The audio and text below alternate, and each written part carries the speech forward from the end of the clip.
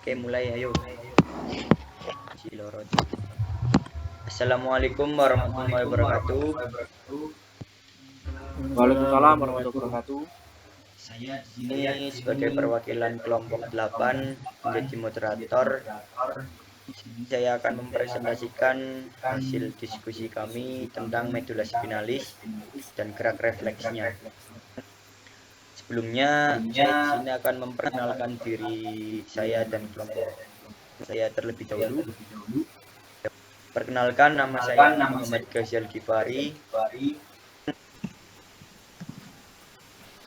Saya Muhammad Rafiqo. Saya Muhammad Sofwan.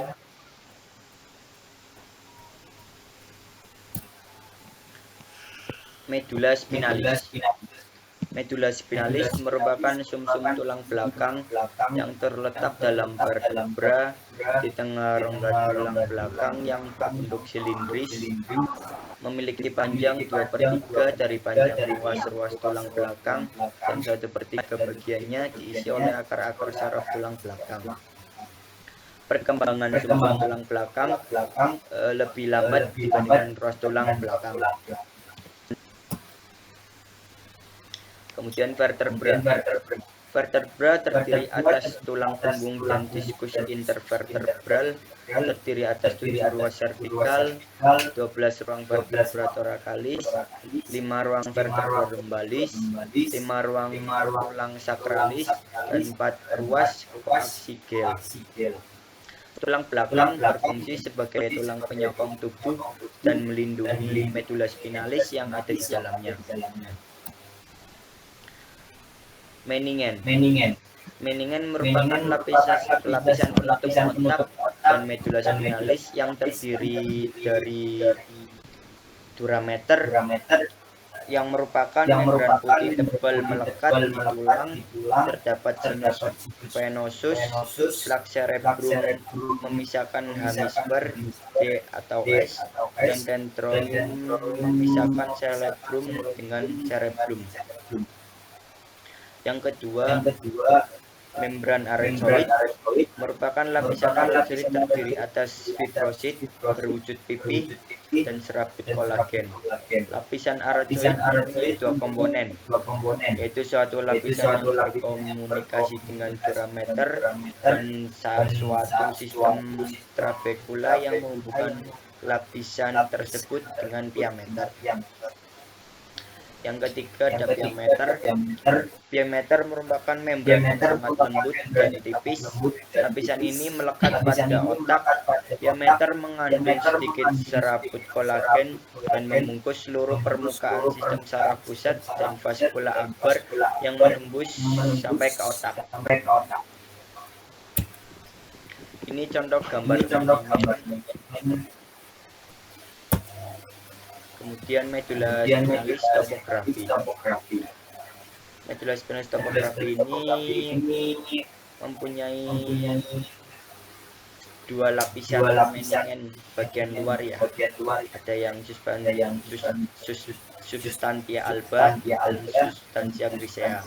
Topografi medula spinalis itu kranialnya berhubungan dengan medula oblongata, keluar dari foramen magnum dan berakhir pada vertebra lumbalis sampai ke equina dan filum terminalis.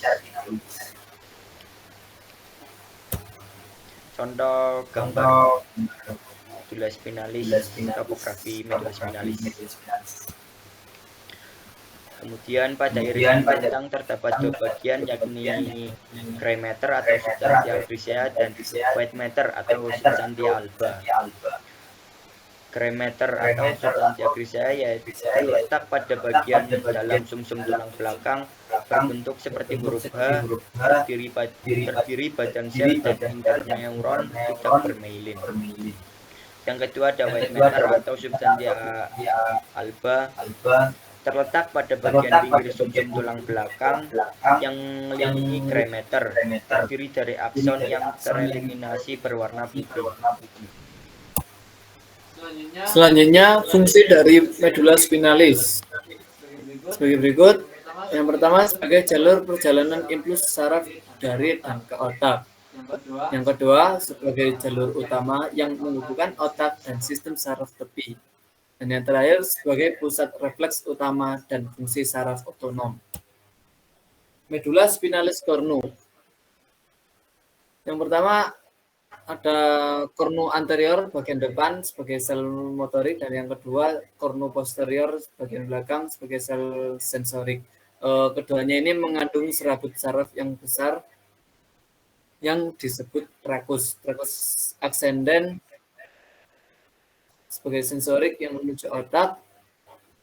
Selanjutnya trakus descendens motorik dari otak melalui medula spinalis menuju otot atau kelenjar. Medula spinalis trakus atau jaras. Berkas-berkas akson atau neurit yang membentuk suatu lintasan fasciculus. Jaras medula spinalis, ascendens, dan descendens. Yang ketiga, mengantarkan impuls dari medula spinalis ke otak, dan sebaliknya. Nervi spinalis merupakan saraf yang berasal dari sumsum tulang belakang dan bertanggung jawab atas pengiriman sinyal sensorik dan motorik antara otak dan bagian tubuh yang terhubung dengannya.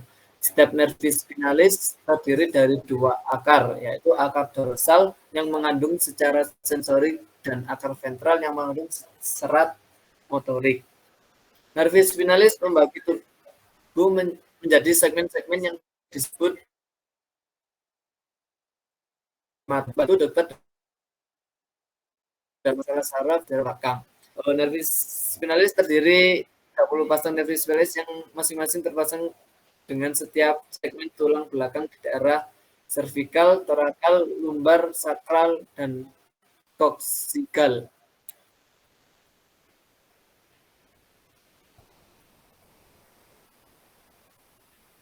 Tiap nervi spinalis mempunyai radix dorsalis terdiri atas serabut sensorik menuju reseptor, radix dorsalis simatik, dan visceral mengandung GL spinalis. Yang kedua, radix ventralis disebut juga sebagai efren. Badan sel terletak dalam subskresia, terdiri atas serabut motorik, somatik, dan visceral.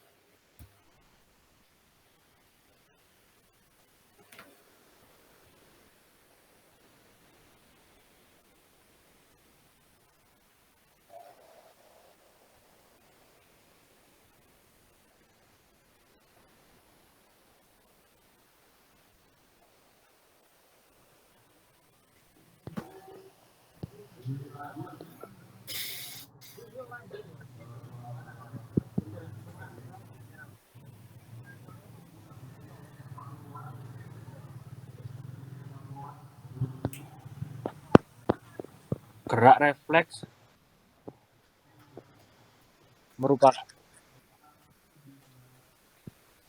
merupakan gerakan yang dilakukan secara cepat, involunter, dan tidak direncanakan sebagai respon terhadap suatu stimulus dan merupakan fungsi integratif. Jalur yang dilewati impuls saraf untuk menghasilkan refleks adalah lengkung refleks REC. Komponen gerak mekanisme gerak refleks adalah gerak yang dihasilkan oleh jalur saraf yang paling sederhana. Jalur saraf ini dibentuk oleh sekuen neuron sensor, interneuron, dan neuron motor yang mengalirkan impuls saraf untuk tipe refleks. Dua tipe sel saraf yaitu neuron sensor dan neuron motor. Refleks regang monosinaptik yang kontraksi otot rangka sebagai respon terhadap peregangan otot, mekanisme umpan balik untuk mengontrol panjang otot dengan menimbulkan kontraksi. Dapat terjadi dengan mengetuk tendon otot.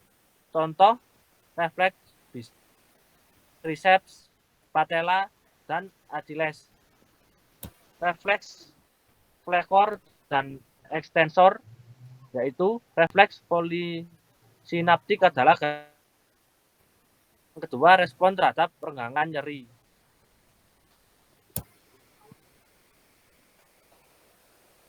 Terima kasih. Ini presentasi